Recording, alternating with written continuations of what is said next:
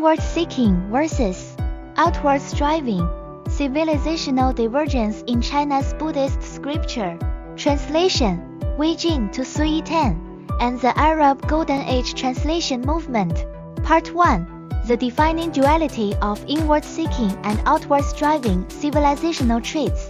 The inward seeking nature is an enduring cultural gene of Chinese civilization, fully embodied in the Buddhist scripture translation movement from the Wei, Jing, Southern and Northern dynasties to the Sui and Tang dynasties. In sharp contrast, Arab civilization has carried a distinct outward striving trait since its rise, with the 10th century Golden Age translation movement as its concentrated expression. Comparing these two landmark cross-civilizational translation practices of the medieval world reveals the decisive role of a civilization's inherent character in shaping its cultural choices. Both embraced foreign cultures with inclusiveness, yet they diverged drastically in translation selection, core orientation, and practical outcomes. China, anchored in inward reflection for self-cultivation, exclusively focused on Indian Buddhist scriptures and paid little attention to Indian science and technology, secular philosophy, and other religious classics. The Arab world, driven by outward exploration for knowledge, translated an extensive range of works, including science, philosophy, literature, and religious classics from ancient Greece, Rome, Mesopotamia, Persia, and India, embracing all disciplines without boundaries. This divergence is no accident, but a result of profound differences in their stages of civilizational development, core religious spirits, political imperatives, and cultural values. The Arab outward striving trait is solidly supported by three pillars: the core doctrines of Islamic classical texts, authoritative academic assertions, and the practical trajectory of Arab civilization's rise and development. While China's inward-seeking nature has been cross-disciplinarily verified by scholars at home and abroad, the divergent paths of these two movements ultimately forged two entirely distinct civilizational development trajectories. Part 2. China's Buddhist scripture translation, a precisely selected inward-seeking cultural practice. China's Buddhist scripture translation movement was a precise cultural selection guided by an inward-seeking civilization, adhering unwaveringly to the core logic of self-cultivation as the foundation and enlightenment, through inward reflection from its inception to its prime. From Kaurava and Paramasa in the Wei and Jing dynasties to Zhuangzang, Amagavajra and Yi Jing in the Sui and Tang dynasties, the movement enjoyed royal patronage. Emperor Taizong of the Tang built the Xian Temple Translation Academy for Shuangzang, and Emperor Gaozong constructed the Jiangfu Temple Translation Institute for Yijing and engaged both scholars and lay believers, forming a rigorous and large-scale translation system. The translated works covered the Tripitaka of various Buddhist schools, including the Pro-Sha, Yogacara, and Esoteric Buddhism, making it a paradigm of Chinese civilization's absorption of foreign cultures. China chose Buddhism solely because its core tenet of seeking liberation inward and cultivating the mind for enlightenment was highly aligned with the inward-seeking foundation laid by Confucianism and Taoism. Confucianism sets the tone of self-reflection with the assertion that, from the Son of Heaven down to the common people, all must regard self-cultivation as the root of everything, constructing a complete logic of inward self-cultivation from Confucius. I examine myself 3 times a day to investigating things, extending knowledge, making sincere intentions, rectifying the mind, cultivating oneself, regulating the family, governing the state, and pacifying the world. Yet it lacked depth in extreme spiritual speculation and the ultimate settlement of life and death sufferings. Taoism elevated inward seeking to spiritual transcendence with attain utmost emptiness, uphold utter stillness, but failed to develop a systematic approach to physical and mental cultivation. Buddhism perfectly filled this cultural void, becoming an advanced complement to Chinese civilization. Part 3. Indigenization of Buddhism. Inward-seeking core, shaping foreign cultural absorption. More notably, Chinese civilization indigenized Buddhism by its own inward-seeking benchmark, stripping away irrelevant cumbersome forms, and highlighting the essence of spiritual cultivation. Comrade abandoned the intricate terminologies of Sanskrit scriptures, condensing prose thought into concise Chinese and emphasizing the core of seeing one's nature. Chan Buddhism pushed indigenization to the extreme with no words, no letters directly pointing to the human mind, discarding foreign rituals and dogmas to integrate with Confucian self-examination and Taoist stillness. The Pure Land school streamlined complex practices into reciting the Buddha's name, adapting to the inward-seeking needs of the general public. This transformation detached Buddhism from its Indian origins, making it an organic part of Chinese civilization, serving self-cultivation and spiritual settlement. Tian Mu explicitly stated in Introduction to the History of Chinese Culture that Eastern culture is introverted, with its spirit focused on inward exploration. Mo Zongsan summarized in Heart, Mind, and Human Nature that the study of heart, mind, and human nature is the mainstream of Chinese philosophy, centered on the teaching of cultivating virtue. Yu Yingshi proposed in The Road of Inner Transcendence that the core of Chinese culture is inner transcendence, namely realizing the Tao through inward self-cultivation. All these assertions are vividly verified in this translation movement and the indigenization of Buddhism. Part 4. China's estrangement from outward-striving foreign cultures, rooted in inward-seeking civilizational foundation. In stark contrast to its in-depth absorption of Buddhism, Chinese civilization maintained a natural estrangement from outward-striving foreign cultures, such as Indian science and technology, Greek philosophy, and Hindu classics, which never entered the core of translation and dissemination, even with sporadic contacts. At that time, India boasted leading scientific achievements. The Indian numeral system was the origin of later Arabic numerals. The Brahma's footest data represented advanced astronomical calendars, and Hatha-Vedic contained sophisticated logical speculation, yet none made their way onto translation agenda. Even the astronomical and mathematical knowledge Xuanzang brought back was only studied by a small number of Buddhist monks, and never spread to secular society. This stemmed from two key reasons. On the one hand, China had developed into a highly mature agricultural civilization with indigenous science and technology, reaching the world's advanced level. Zhu Chongshi's calculation of pi maintained world-leading precision for hundreds of years. Yi Xing's Dayan calendar perfected the astronomical system. Song Simiao's Qiangjin Fan constructed a systematic medical theory, and Li Cheng's Jiaozhou Bridge demonstrated superb engineering technology. These indigenous achievements fully met secular production, life, and governance needs, leaving Indian science and technology with no transformative value. On the other hand, the outward-striving nature of Indian science and technology was inherently incompatible with China's inward-seeking foundation. Part 5. Inward-seeking logic shaping China's scientific and cultural development path.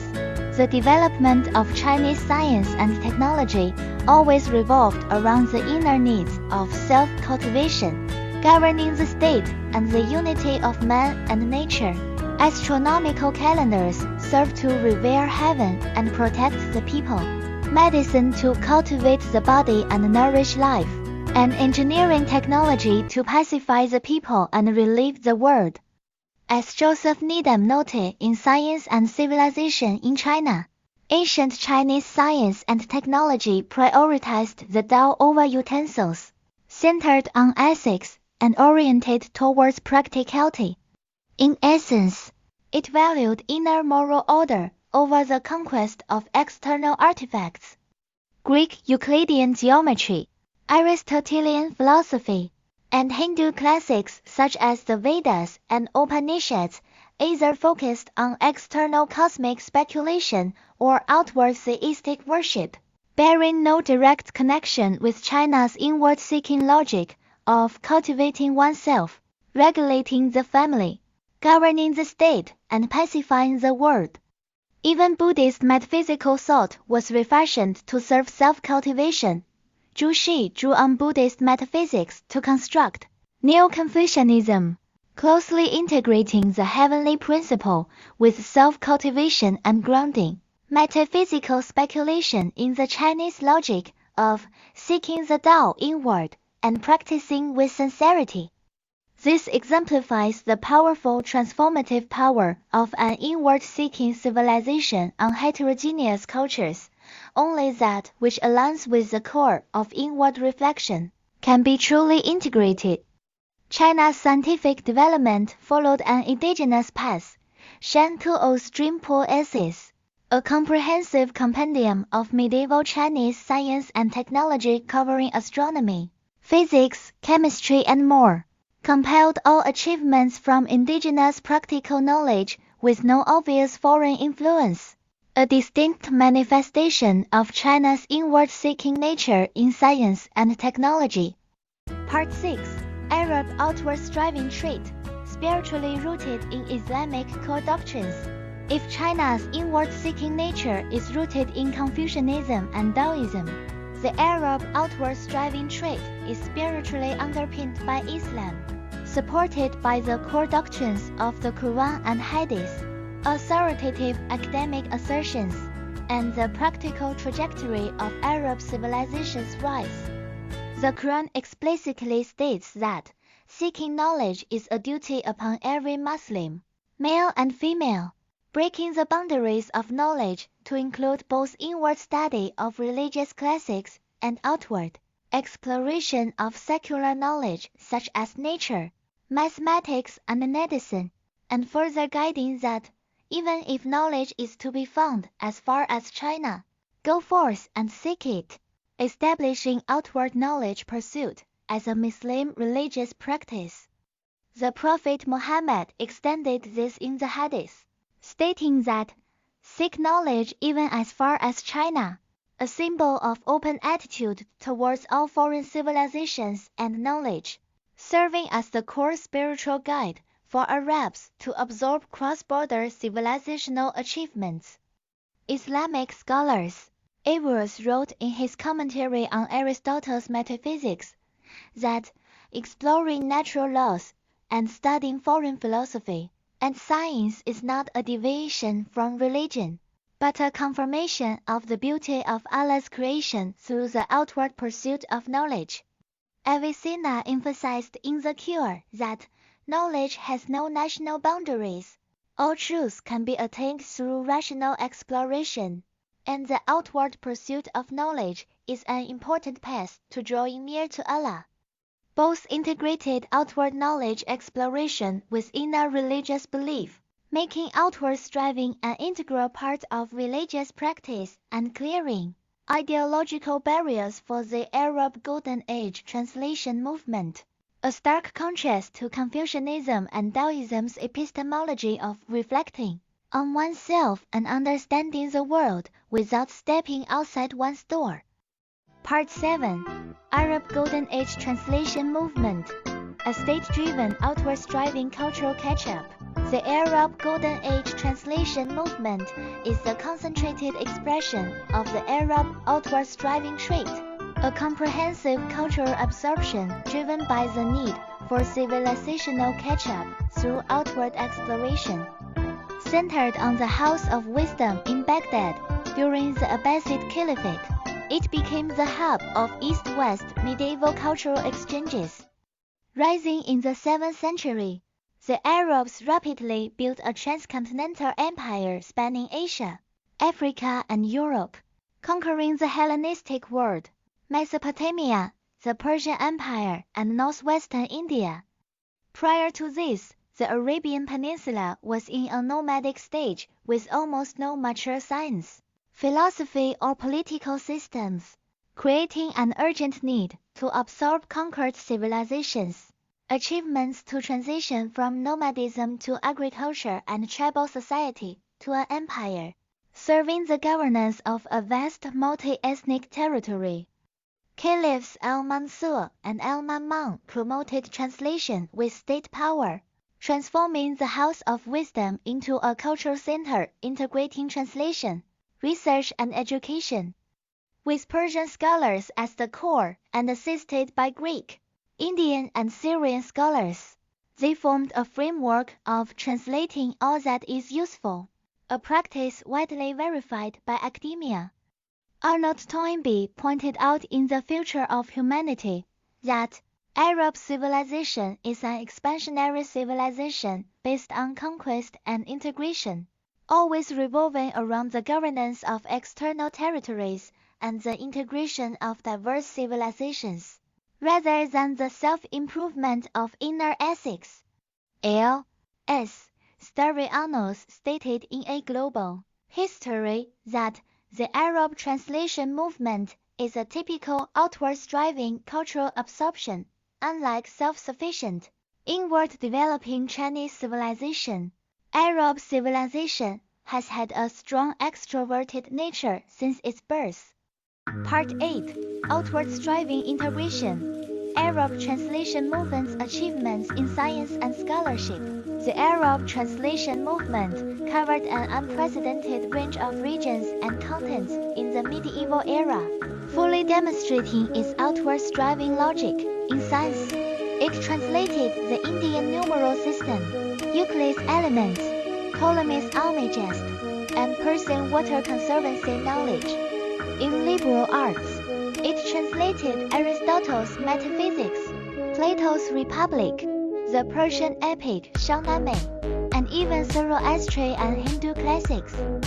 The Arabs were not merely translators, but integrators and recreators of outward-striving knowledge, and this movement burst forth influencing scientific achievements and scholars, making the Arab world the medieval global scientific center.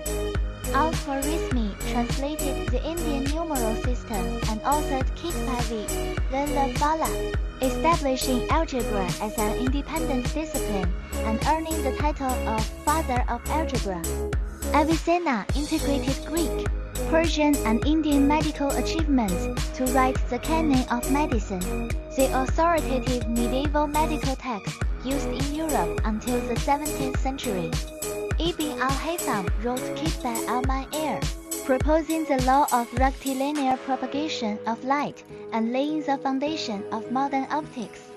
Al-Battani revised Ptolemaic astronomy, with his achievements referenced by Copernicus for the heliocentric theory. Most of these scholars were Persian, and their achievements were cross-civilizational integration of outward-striving knowledge, not Arab indigenous creation. This stands in sharp contrast to China. Arab scholars such as Al-Khwarizmi were outward-striving integrators, while Shen Kuo was an indigenous summarizer, whose stream-pool essays compiled all achievements from local practical knowledge with no foreign influence, a direct manifestation of the two civilizational traits in science and technology. Part 9. Outward dissemination. The extension of Arab civilization's outward-striving trait. The Arab outward-striving trait is reflected not only in inward absorption, but also in outward dissemination and expansion, leaving a unique mark on human civilization as an east-west bridge. When Europe fell into the Dark Ages and abandoned Greek and Roman classics, The Arabs actively disseminated integrated foreign knowledge to Europe through Spain and Sicily, laying the groundwork for the Renaissance and modern science. Euclid's Elements and Aristotle's works returned to European vision through Arabic translations, becoming the source of European scholastic philosophy and modern science. Al-Khwarizmi's algebra and Arabic numerals completely transformed the European mathematical system. Avicenna's The Canon of Medicine was a European university medical textbook for hundreds of years. This active outward dissemination is an extension of the Arab outward striving spirit, which runs through the entire rise and development of Arab civilization. In the rising stage, it drew on Persian centralization, Byzantine military technology, and Mesopotamian agricultural experience to complete the nomadic to empire transition.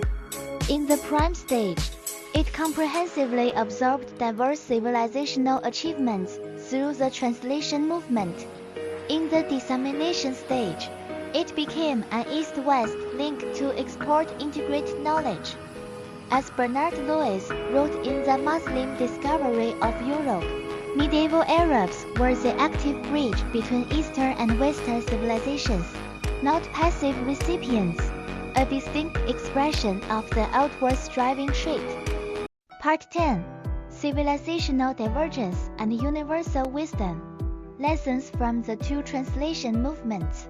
The divergence between China's Buddhist scripture translation and the Arab Golden Age translation movement is an inevitable embodiment of inward-seeking and outward-striving civilizational traits, with neither choice superior to the other.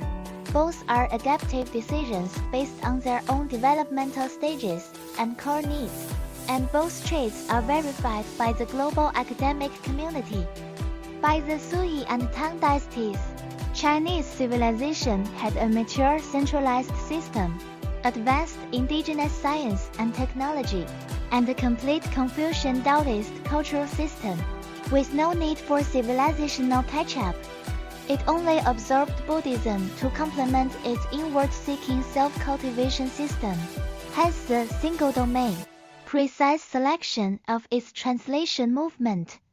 Arab civilization, rising from a nomadic stage, urgently needed to absorb diverse civilizational achievements through outward exploration to build imperial governance, hence the boundless inclusion, all-discipline embrace of its translation movement. Voltaire praised Confucianism for taking moral self-cultivation as the foundation and realizing social governance without religious dogma. Bertrand Russell stated that the greatest trait of Chinese civilization is seeking inner peace of mind and social harmony inwardly. Max Weber noted in Sociology of Religion that Islam's secular expansionism contrasts sharply with Confucianism's secular inward cultivation. These views form a high resonance with Chinese scholars such as Qin Mu and Liang Shangming. The two movements' achievements profoundly verify the shaping role of civilizational traits on developmental paths. China's movement reshaped its spiritual core through the integration of Buddhism and Confucian Taoism, maintaining thousands of years of civilizational continuity. The Arab movement forged a medieval scientific center and became an important East-West exchange bridge. Though lacking a unified inward-seeking core, its scientific achievements failed to form sustained civilizational driving force after the empire's disintegration. From a cross-civilizational perspective, these divergent choices reveal a core law of civilizational development. The vitality of a civilization lies in adhering to its own inherent character while engaging in inclusive dialogue with the world, and realizing development and transcendence through selective integration. This wisdom offers valuable references for contemporary global cross-civilizational exchanges. References 1. Toynbee, A. and Ikeda, D. 1985. The Future of Humanity. Arab civilization is expansionary. built on conquest and integration, prioritizing external governance over inner ethics. 2. Styrianos, L. S. 2005. A Global History. The Arab translation movement absorbed Greek, Persian, Indian knowledge. Arab civilization is extroverted, unlike inward developing Chinese civilization. 3. Lewis, B. 1982. The Muslim Discovery of Europe. Medieval Arabs actively bridged East and West via trade and academia, their outward spirit fueling Islamic civilization's medieval leadership. 4. Weber, M. 1922. Sociology of Religion. Islam's secular expansionism contrasts with Confucian inward cultivation, shaping the divergent paths of Arab and Chinese civilizations. 5. Hitti, P.K. 1951. History of the Arabs. Abbasid caliphs promoted translation to boost imperial power, integrating global knowledge rather than creating new systems. 6. Averroes. Commentary on Aristotle's Metaphysics. Exploring foreign philosophy and natural laws confirms Allah's creation's beauty. 7. Avicenna, 1027. The Cure. Knowledge is borderless. Rational outward pursuit draws one closer to Allah. 8. Qiang, M. 2010. An Introduction to the History of Chinese Culture. Eastern culture is introverted, focused on inward exploration. 9. Mo Z, 1999. Heart, Mind, and Human Nature. Chinese philosophy centers on heart-mind study and virtue cultivation. 10. Needham, J. 1975. Science and Civilization in China. Ancient Chinese science prioritized Tao and ethics over external technological conquest.